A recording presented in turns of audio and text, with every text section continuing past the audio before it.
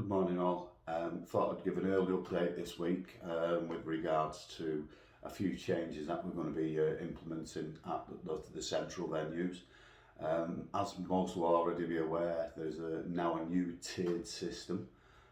We're sort of in tier 2, however it does seem likely that we'll be moving into that tier 3. We've looked at some guidance that's already out there for obviously the Liverpool area. And at the moment, in the Liverpool area, Liverpool FA are still saying that the guidance remains the same for grassroots football. However, we do notice that there is limitations been put on the number of spectators. Something that, to be fair, in conjunction with Bellevue last week, we decided to implement. So I'm going to be giving you details on what those restrictions will be. However, if we do move into that third tier bracket, then obviously we'll certainly consult with the Manchester FA, with being their, our county FA, so we'll discuss with them any further implications should they arise. Hopefully we'll follow the same path as they are in Liverpool. So at this moment in time, we said there was going to be a limit of 2 parents per player. That will now change, okay?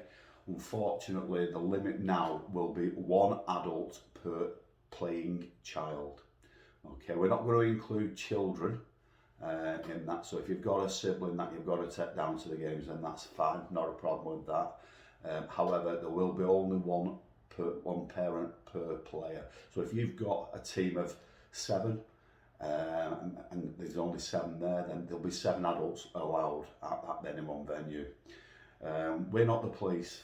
We're not the police, but what we will be doing is our on-site coordinators, they will be making notes of roughly how many parents are attending each game, and they will then liaise directly with myself. And obviously, if these teams that are just completely flaunting the rules that we're putting in place and the restrictions that we're putting in place, then unfortunately it could very well lead to a suspension for that team.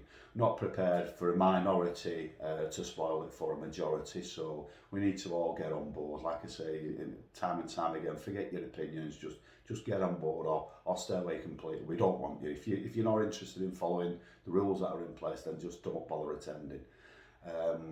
Like I say, it'll be me that will link with the clubs directly via an email. We'll ask for assistance from clubs. It is apparent that whilst some of our clubs, the club secretaries obviously pass that information on, there's quite a few still that we suspect where the information's not being filtered down to the team coaches. Team coaches seem to have a little attitude, not all of them, where, well, parents are nothing to do with me. Well, unfortunately they are. And like I say, either get on board or just risk losing games. It's not rocket science, guys. We know what we've got to do. So let's pull together and let's get on with it. Fixtures. Obviously, there's a lot of fixtures that are changing on a weekly basis at this moment in time due to children being sent home from school to isolate. So I can't stress enough that you keep checking the websites. Any fixtures that are changed after a Tuesday, I'll post online. Obviously, I'll get the fixtures as best as possible, and obviously we'll notify them as things. What I can't promise at this moment in time is to notify teams directly. That'll just prove an impossible task for me moving forward. It is becoming a little bit difficult, but again, the vast majority of games are going ahead, so we can only progress from there. Moving on to obviously the 11-a-side, it does tend to be the older age groups that are feeling the impact of the restrictions put in place by schools where they're sending them home to isolate. All I would just say to those teams that, just be mindful that, the number of, if you've got a squad out, that's fine. But if you've got a squad and you've got enough players to play, then I'd really say just get the games played, because we don't know how the longer impact it's going to have moving forward. It could very well be that towards the end of the season you can't fulfil your fixtures. So, get them in while you can. Don't just cancel a game because little Johnny can't play and he's your star man.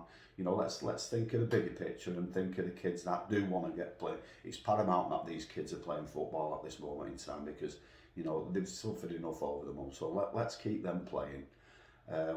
I'll issue an email to all club secretaries in the next day or so to update you on the guidance that we're changing and the restrictions we are putting in place. But for you, if you know, speak to your manager. If you're a parent out there, you know, please speak to your manager and ask him if he's aware of this. You know, if he's aware of the changes. We don't want to keep the restrictions in place, but obviously, unfortunately, for to get the kids to continue playing, it's something that we've got to do.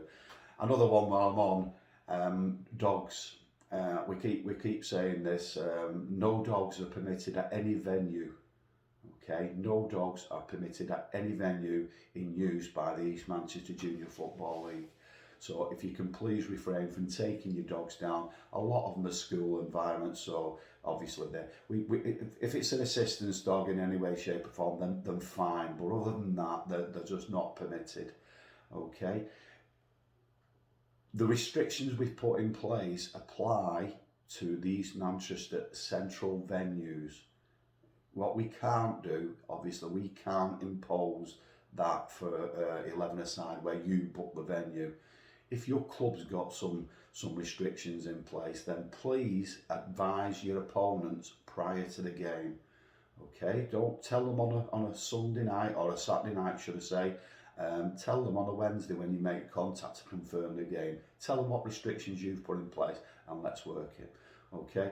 Hopefully, we'll be able to continue football for the foreseeable future. But again, the ball's in our court. Thank you.